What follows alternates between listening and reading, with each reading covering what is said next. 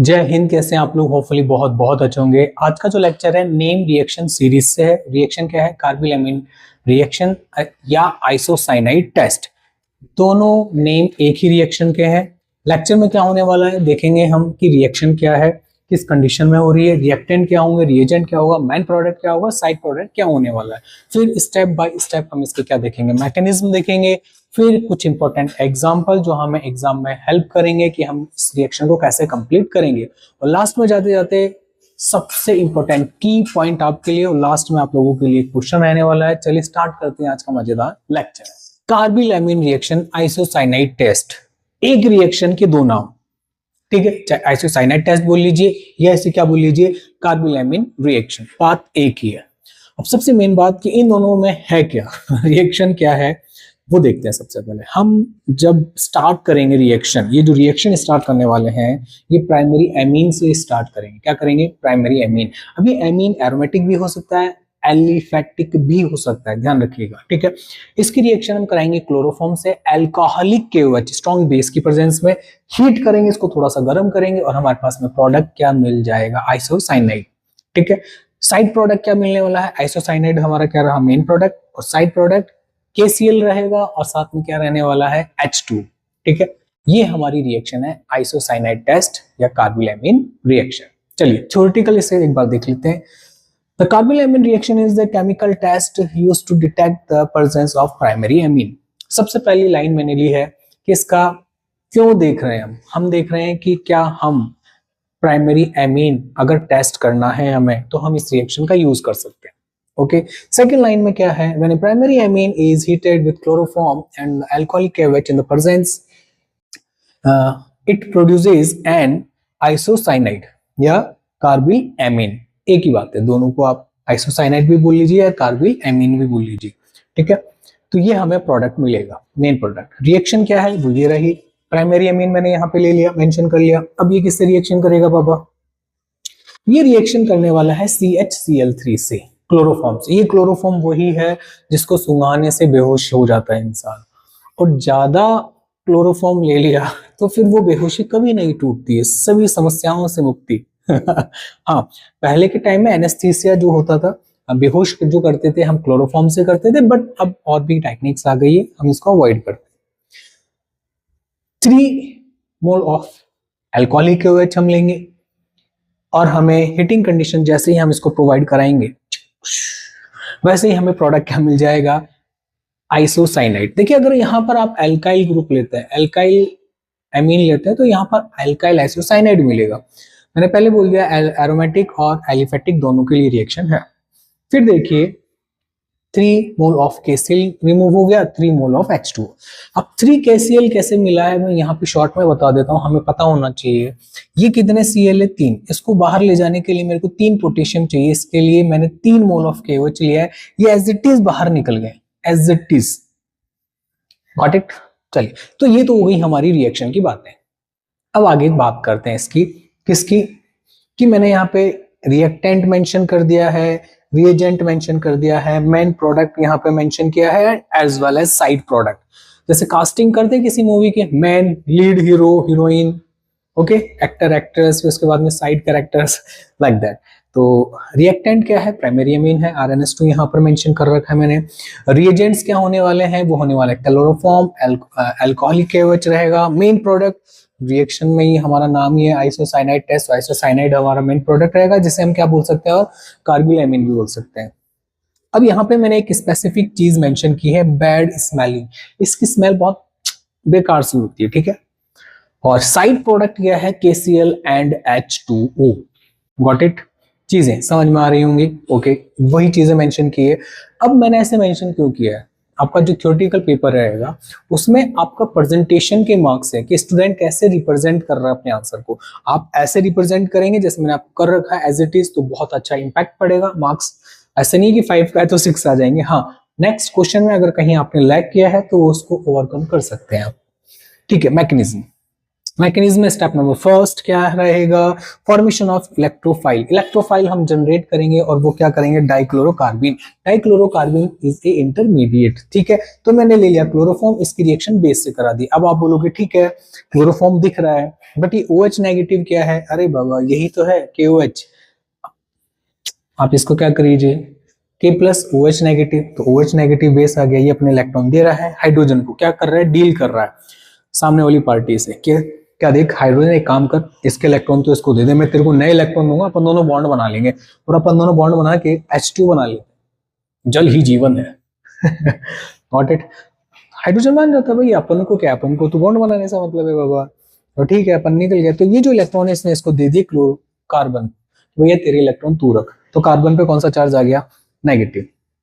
अभी देखिए, अभी यहां पर हमने क्या नहीं बनाया है, बिल्कुल अभी हमने नहीं बनाया है क्या, बिल्कुल अभी हम इस रिएक्शन को कंप्लीट करेंगे।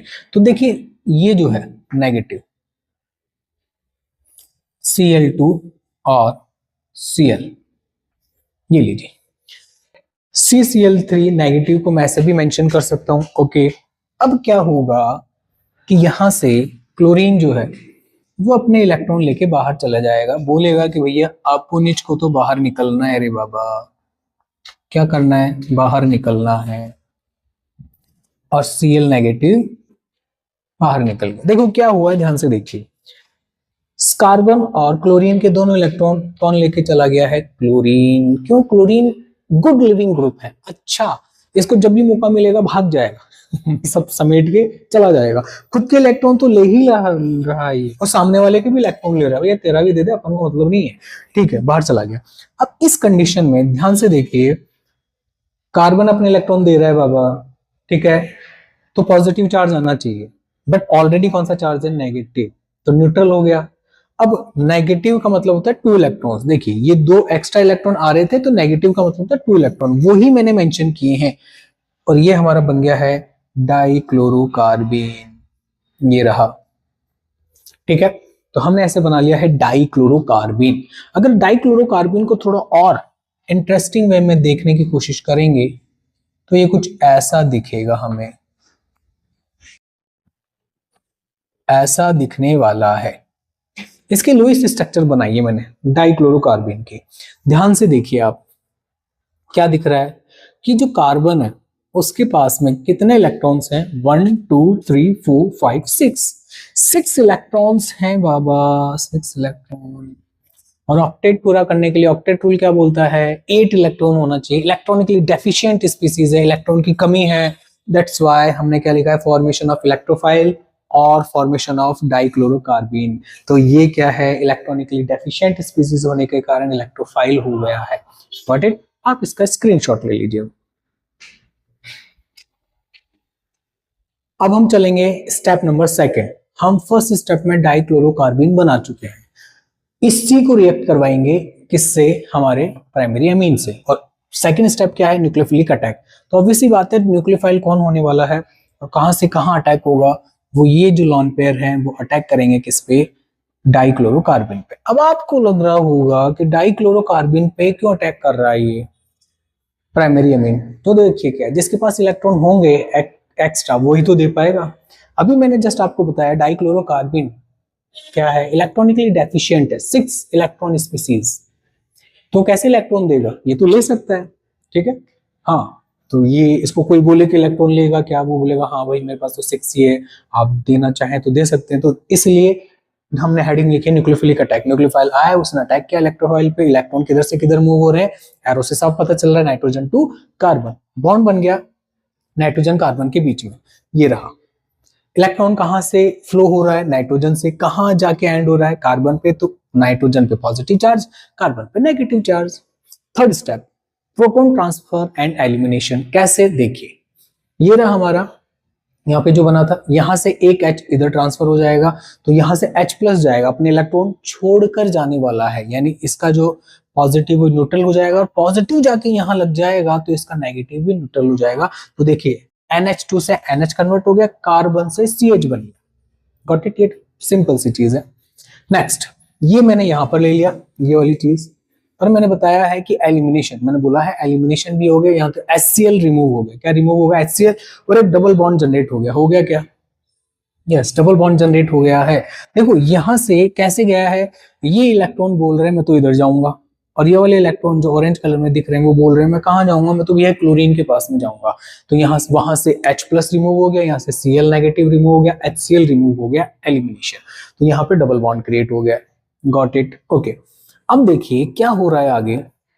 बेस तो है ही, ये क्या करेगा, इस कार्बन पे प्रेजेंट H+ को ले लेगा और ये इलेक्ट्रॉन किधर शिफ्ट हो जाएंगे, कार्बन पे। तो H गया यहाँ से, कार्बन पे नेगेटिव चार्ज आ गया। सेम टाइम में क्लोरीन क्या बोलेगा, अब देखो यार कार्बन, मैं तो अपने इलेक्ट्रॉन लेके जा रहा हूँ, तू तेरा देख ले, ठीक है। तो ये इलेक्ट्रॉन लेके अपना यहाँ से चला गया है। अब देखिए यहाँ पर ये स्पीसीज जनरेट हो जाएगी क्योंकि ये कार्बन के इलेक्ट्रॉन भी लेके जा रहा है। तो कार्बन पे ऑलरेडी नेगेटिव चार्ज है, ये इसका इलेक्ट्रॉन लेके जाएगा तो न्यूट्रल हो जाना है। और ये दो नेगेटिव के 2 इलेक्ट्रॉन मैंने यहाँ पे शो कर दिए हैं।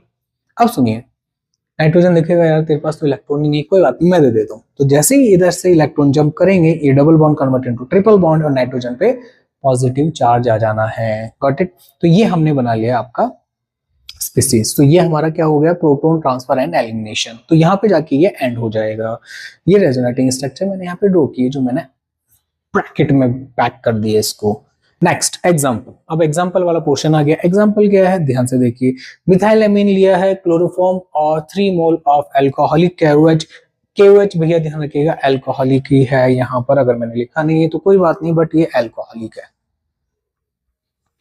अल्कोहलिक KOH क्या मिलेगा, NH2 कन्वर्ट इनटू NC। देखिए NC में कन्वर्ट ही हो रहा है हमारा लास्ट, ये NC। तो इसका नाम क्या हो जाएगा, ये है मिथाइल अमीन और ये जो प्रोडक्ट बना है वो मिथाइल आइसोसाइनाइड, जिसे हम आइसोसाइनाइड बोलते हैं, ठीक है। 3 मोल ऑफ H2 और 3 mole of KCl is a side product. आइए इधर एनिलीन, ये एनिलीन है हमारा। इसकी रिएक्शन में ये प्राइमरी अमीन है, मैंने बोला था प्राइमरी अमीन एल्काइल और एलिफेटिक और एरोमेटिक दोनों हो सकता है, तो एरोमेटिक भी ले लिया है। ये क्लोरोफॉर्म डाला, अल्कोहलिक KOH, ठीक है। अल्कोहलिक KOH इसमें डाला, हीटिंग कंडीशन दी मैंने, क्या बन गया, phenyl isocyanide. 3 mole of H2 और 3 mole of KCl। Next ethyl amine, chloroform, 3 mole of alcoholic KOH, ठीक है। तो क्या बन गया हमारा, इथाइल आइसोसाइनाइड और 3 mole of KCl and 3 mole of H2 is a side product. ये हमें पता होना चाहिए, लर्न हो जानी चाहिए रिएक्शन। अब है इंपॉर्टेंट एग्जाम पॉइंट्स। ये कुछ हमारे लिए इंपॉर्टेंट एग्जाम पॉइंट्स है, मैंने आपको यहाँ पे मेंशन किए हैं। First, who reacts only primary amine, aliphatic as well as aromatic.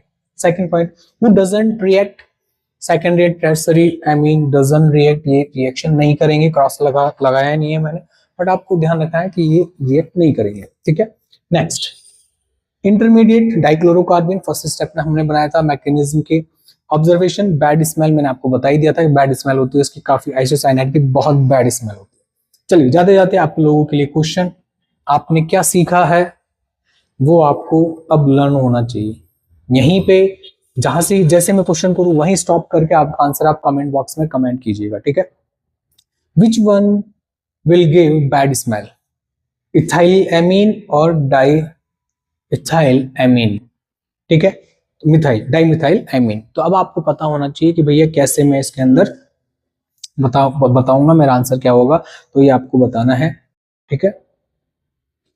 तो ये आपको बताना है डाइमिथाइल एमीन हो गया हमारा, और एक हमारा क्या हो गया, इथाइल एमीन। वैसे तो आंसर आपको पता ही क्या, फिर भी कमेंट बॉक्स में आप डालिएगा कि कमेंट बॉक्स के अंदर आप अपने कोई भी प्रॉब्लम है वो भी आप डाल सकते हैं, ठीक है। कोई रिएक्शन है, रिएक्शन से अंदर प्रॉब्लम है, वैसे तो मैं कोशिश कर रहा हूँ ऑलमोस्ट सारी नेम रिएक्शन आपको नेम रिएक्शन वाली सीरीज के अंदर मैं डालता रहूँ। और फिर भी आपको कोई प्रॉब्लम है, कमेंट बॉक्स आप लोगों के लिए है। हमेशा की जैसे हंसते रहिए, मुस्कुराते रहिए। जय हिंद।